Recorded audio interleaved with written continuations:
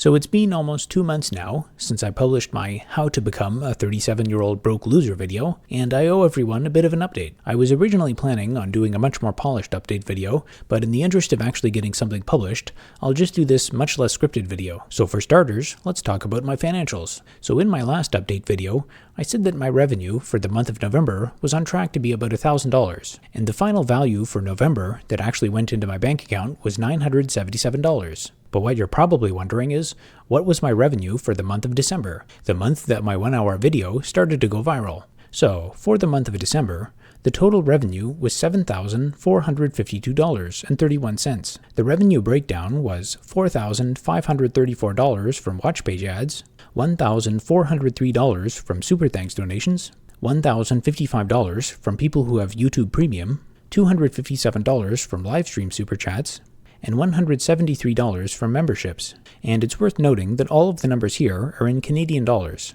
and the figures listed for the Super Thanks and livestream super chats are after Google takes their 30% cut.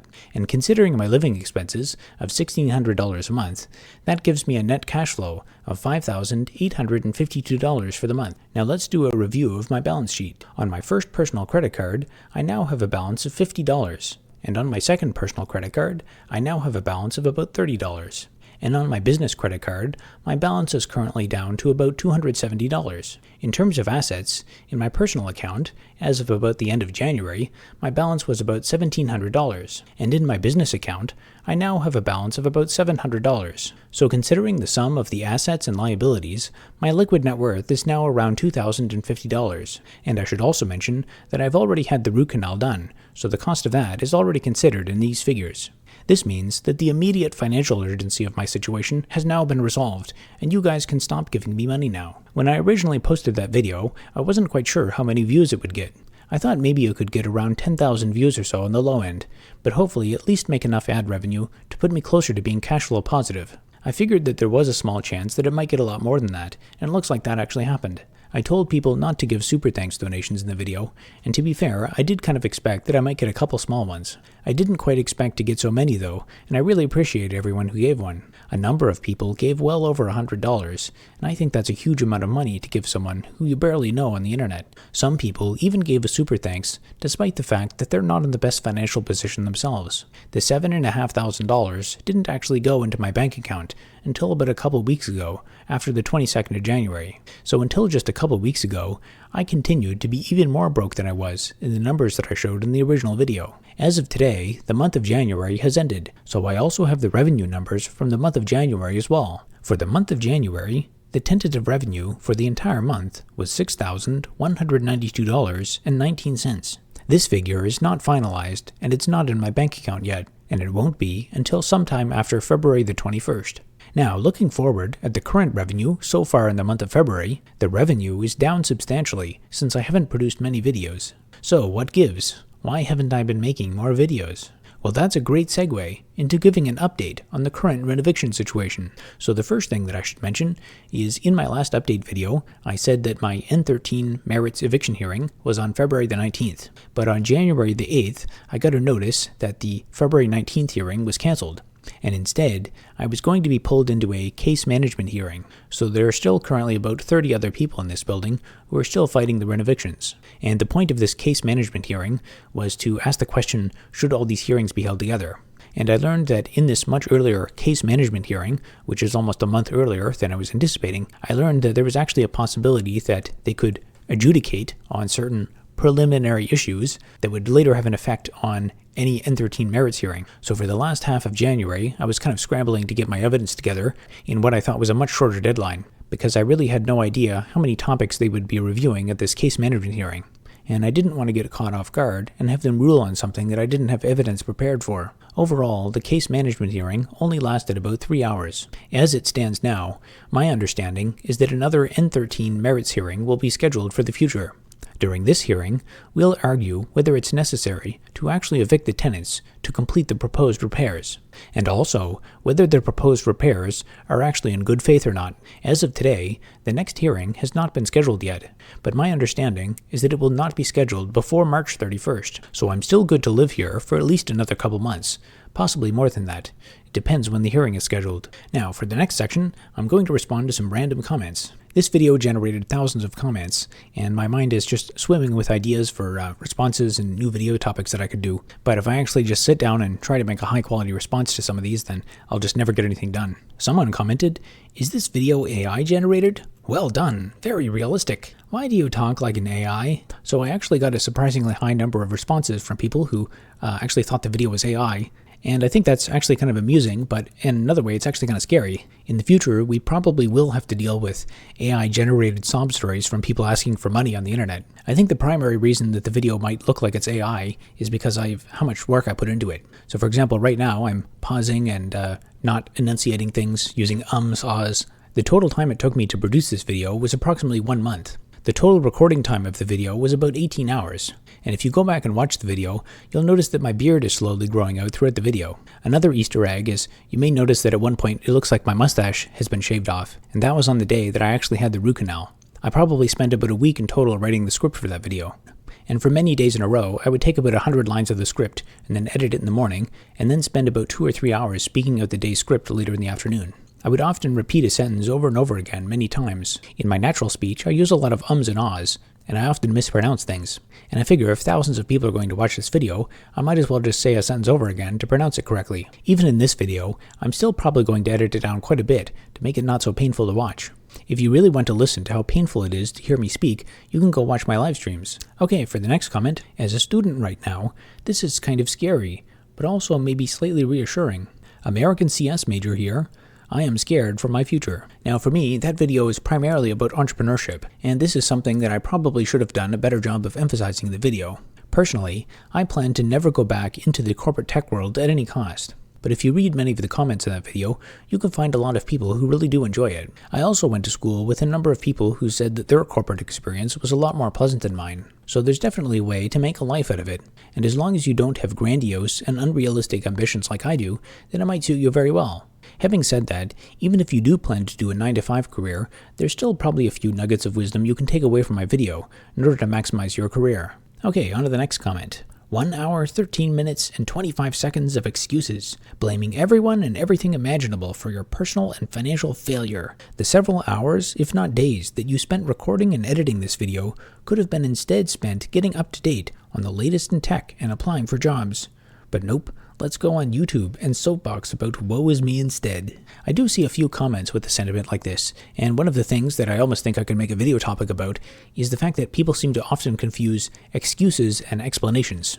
For example, I can say to you that if you try to light this match underwater, the match will go out, and you could say, "Robert, you're just making excuses. You need to try harder. Haven't you ever heard of a magnesium torch? A magnesium torch can light a fire underwater." And that's definitely correct. But it doesn't change what happens when you try to light a match underwater. Now, to be fair, I did provide some justifications as to why I didn't take a 9-to-5 job, and you maybe could label that as excuses. But the main thing of value that I'm trying to produce by putting this video out there is to provide some anecdotes that explain what happens when you try to do certain things. If I posted a video about a secret treasure map that had directions to a giant pile of gold in some national park somewhere, most people would consider that valuable because you could just follow the instructions in the map and then find a giant pile of gold that's very valuable. Unfortunately, I don't have any such map, but what I do have is the opposite. I have a map of places where if you try to dig for gold, you will find absolutely nothing and go broke.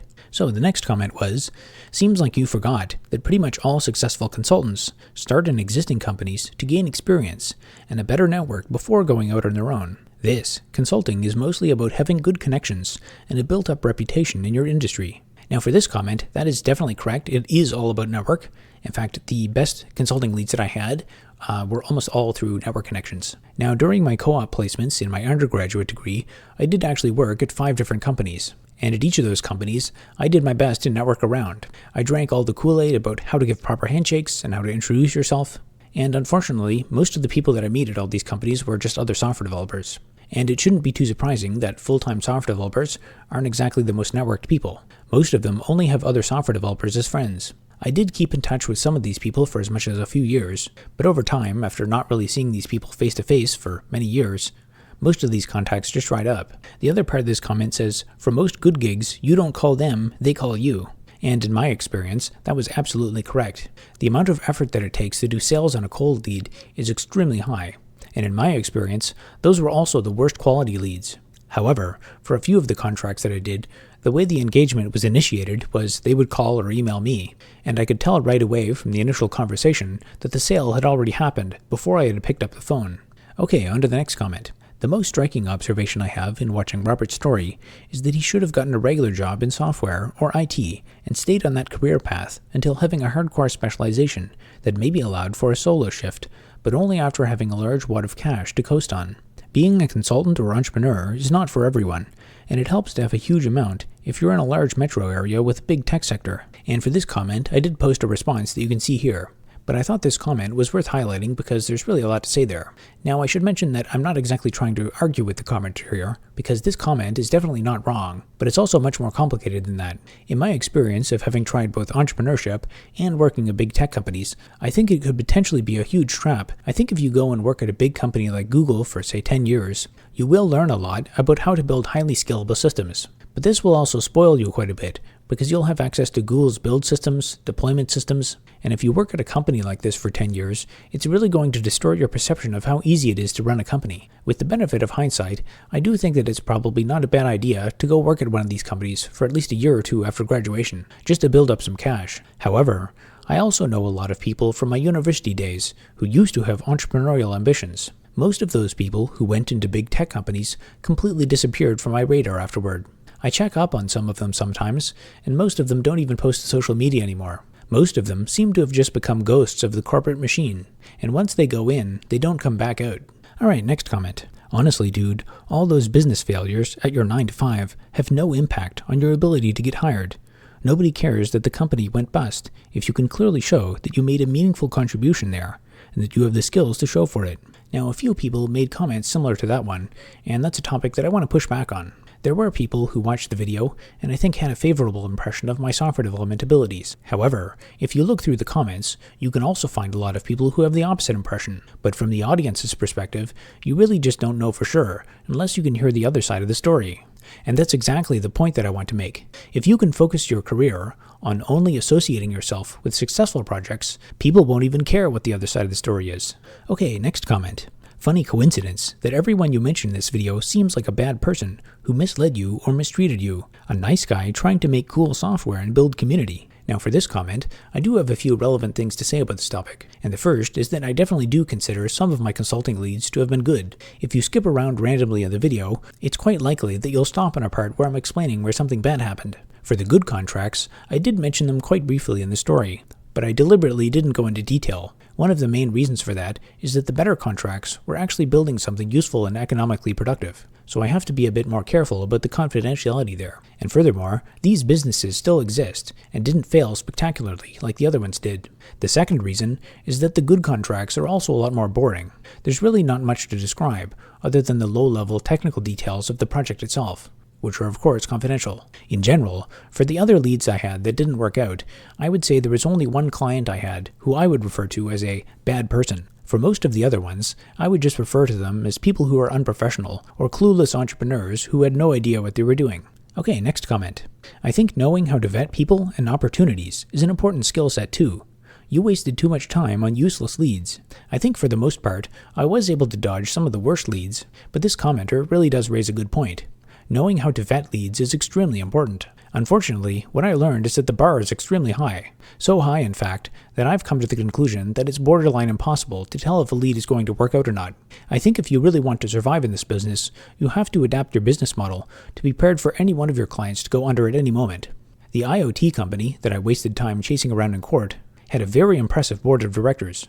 Both of the founders had seemingly very impressive resumes. The company had existed for years and had cash flow, and the chair of the board of directors had a net worth of approximately $500 million, and supposedly all kinds of connections high up in the US government. The facade that they put up was enough to fool me, and other than having tighter invoicing terms, I don't really have a lot of advice on how to vet these kinds of startups. The only other thing that I can think of is something like an extensive background check or a credit check, and I'm not even sure that would have raised anything in this case. Okay, so that's it for this video update. I actually had been working on another long-form video, but I got interrupted when I found out about my case management hearing being rescheduled for the 27th of January. So the next thing will be to focus on the long-form scripted content and hopefully get my net worth away from zero. And as for the rent eviction, I'll continue waiting to hear when my next hearing date will be, which supposedly won't be before March 31st. So for now, I can continue to live in my apartment for a few more months. But I have to start making lots more videos, otherwise everyone will forget that I exist.